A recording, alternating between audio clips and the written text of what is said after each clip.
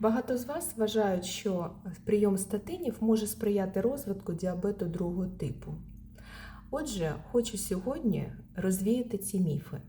Насправді, основні причини цукрового діабету – це надлишкова вага та ожиріння, Б. Малорухливий образ життя, це порушення харчових звичок, тобто коли превалюють швидкі вуглеводи та фастфуд.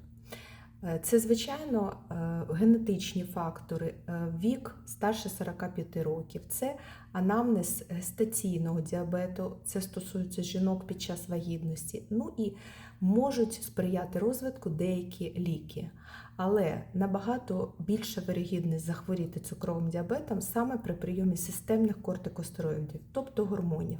Що стосовно статинів, то їх користь набагато вища, ніж ризик захворіти цукровим діабетом.